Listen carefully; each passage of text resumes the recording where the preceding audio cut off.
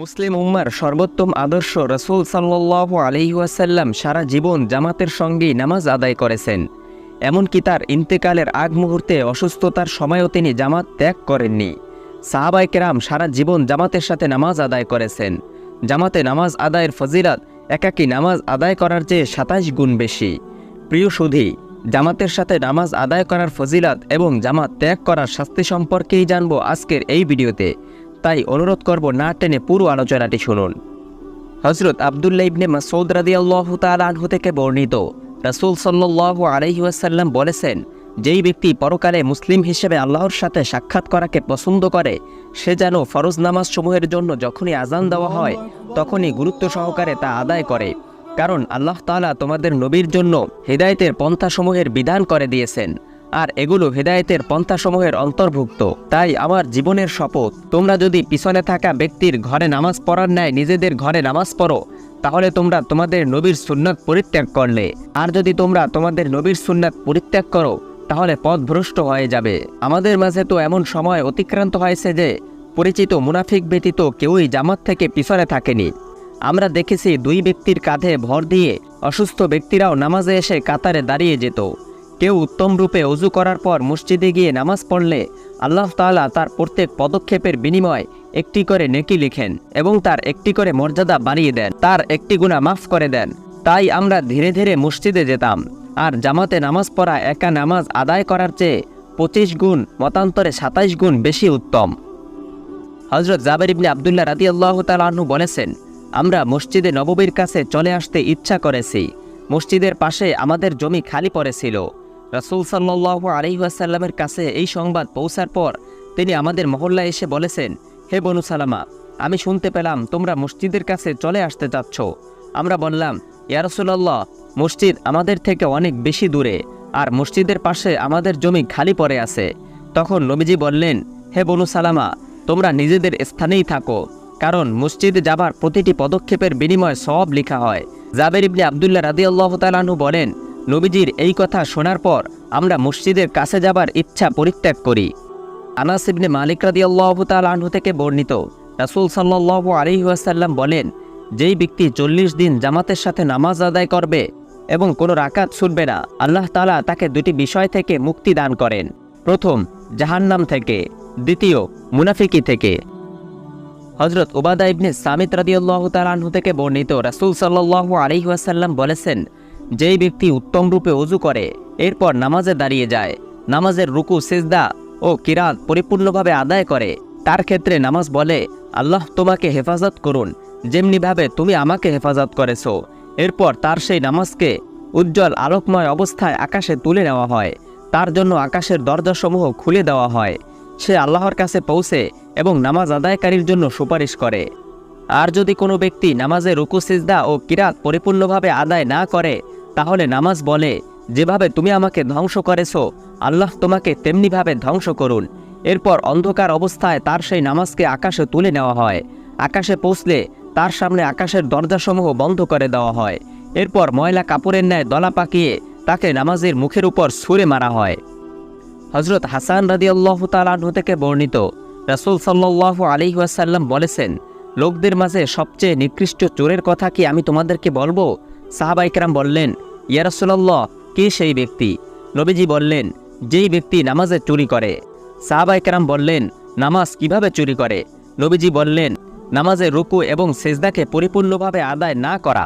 হযরত আবু হুরায়রা রাদিয়াল্লাহু তাআলা আনহু থেকে বর্ণিত, রাসূল সাল্লাল্লাহু আলাইহি ওয়াসাল্লাম বলেছেন, ইশা ও ফজরের নামাজ মুনাফিকদের জন্য খুবই কষ্টদায়ক।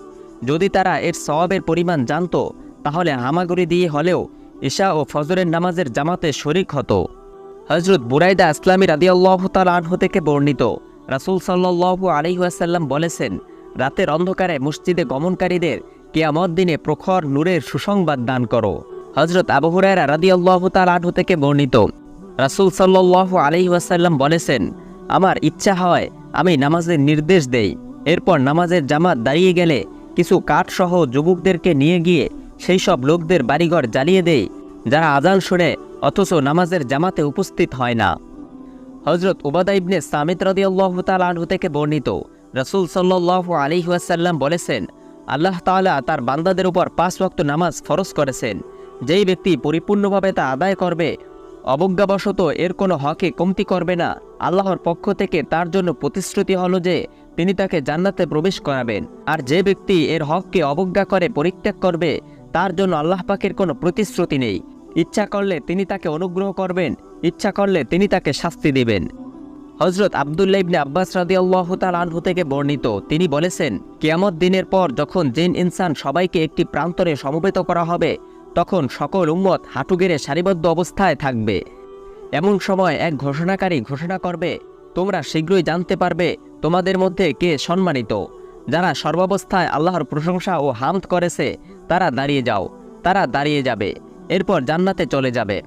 এরপর দ্বিতীয়বার ঘোষণা করা হবে, তোমরা শীঘ্রই জানতে পারবে কে সম্মানিত। যাদের পিঠ বিছানা থেকে পৃথক থেকেছে, যারা ভয় ও আশায় তাদের প্রতিপালককে ডেকেছে, আর তিনি যা দিয়েছেন তা থেকে দান করেছে, তারা দাঁড়িয়ে যাও। তারা দাঁড়িয়ে যাবে, এরপর তারা জান্নাতে চলে যাবে। এরপর তৃতীয়বার ঘোষণা করা হবে, তোমরা শীঘ্রই জানতে পারবে তোমাদের মধ্যে কে সম্মানিত।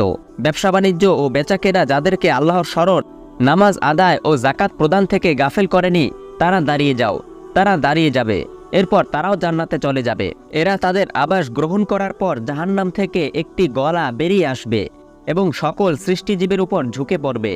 এর দুটি চোখ ও জিহ্বা থাকবে। সে বলবে, প্রত্যেক অবাধ্য পরাক্রমশালী ব্যক্তির ব্যাপারে নিযুক্ত হয়েছে।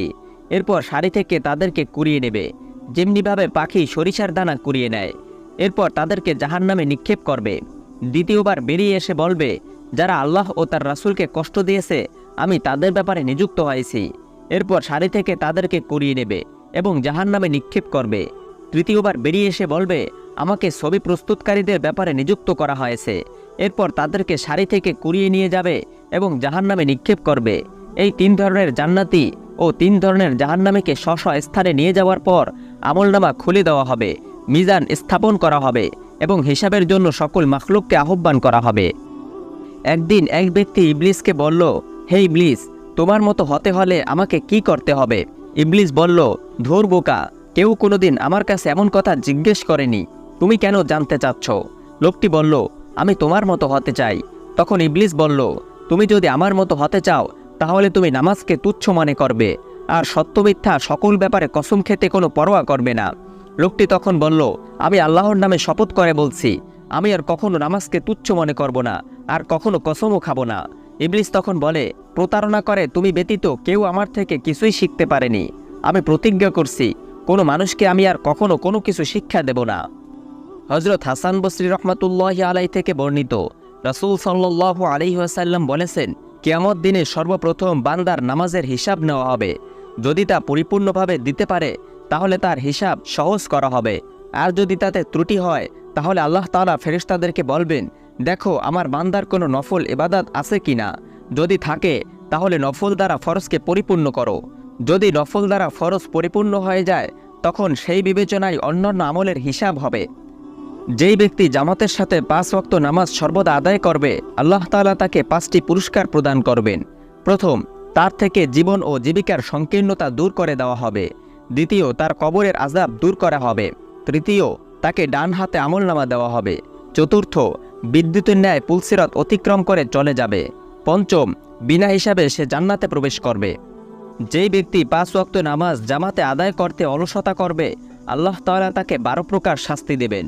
এর মধ্যে 3 প্রকার শাস্তি দুনিয়াতে, 3 প্রকার শাস্তি মৃত্যুর সময়, 3 প্রকার শাস্তি কবরে ও 3 প্রকার শাস্তি কিয়ামতে। দুনিয়ার 3 প্রকার শাস্তি হলো, রিজিকের বরকত তুলে নেওয়া হবে, তার আমলসমূহ কবুল করা হবে না, তার চেহারা থেকে ঈমানের নিদর্শন দূর হয়ে যাবে, আর মানুষ তার প্রতি বিদ্বেষী হয়ে উঠবে। মৃত্যুর সময় 3 প্রকার শাস্তি হলো, পিপাসার্ত অবস্থায় রূহ কবজ করা হবে, ক্ষুধার্ত অবস্থায় রূহ কবজ করা হবে, অত্যন্ত কঠিনভাবে রূহ কবজ করা হবে। কবরের 3 প্রকার শাস্তি হলো, মুনকার ও নাকিরের প্রশ্ন কঠিন হবে, কবর অন্ধকার হবে, কবর সংকীর্ণ হবে। কিয়ামত দিনে 3 প্রকার শাস্তি হলো, হিসাব অত্যন্ত কঠিনভাবে নেওয়া হবে, আল্লাহ তার উপর অত্যন্ত রাগান্বিত থাকবেন এবং তাকে জাহান্নামের শাস্তি প্রদান করবেন। হযরত সাঈদ রাদিয়াল্লাহু তাআলা আনহু কাতাদা রাদিয়াল্লাহু তাআলা আনহু থেকে বর্ণনা করেন, নবী দানিয়াল আলাইহি ওয়াসাল্লাম হযরত মুহাম্মদ সাল্লাল্লাহু আলাইহি ওয়াসাল্লামের উম্মতের প্রশংসা করে বলতেন, এরা এমন নামাজ পড়বে যদি তা নূহ আলাইহিসসালামের জাতি পড়ত তাহলে তাদেরকে ডুবিয়ে দেওয়া হতো না। যদি তা আদ জাতি পড়ত তাহলে তাদের উপর আযাবের ঝড় প্রেরণ করা হতো না। যদি তা সামুদ জাতি পড়ত তাহলে বিকট আওয়াজ তাদেরকে ধ্বংস করত না। এরপর কাতাদা রাদিয়াল্লাহু তাআলা আনহু বলেছেন, তোমরা নামাজকে আঁকড়ে ধরো, কারণ তা মুমিনদের উত্তম চরিত্রের নিদর্শন। অন্য এক হাদিসে রাসূল সাল্লাল্লাহু আলাইহি ওয়াসাল্লাম বলেছেন, আমার উম্মত আল্লাহর অনুগ্রহসিক্ত উম্মত। আল্লাহ তাদের ইখলাস, দোয়া, নামাজ ও দুর্বলদের কারণে তাদের থেকে বিপদাপদ দূর করে দেন। প্রিয় সুধী, আল্লাহ তাআলা আমাদের সকলকে 5 ওয়াক্ত নামাজ জামাতের সঙ্গে আদায় করার মতন তৌফিক দান করুন। আজ এ পর্যন্তই। আমাদের চ্যানেলে নতুন হয়ে থাকলে সাবস্ক্রাইব করুন।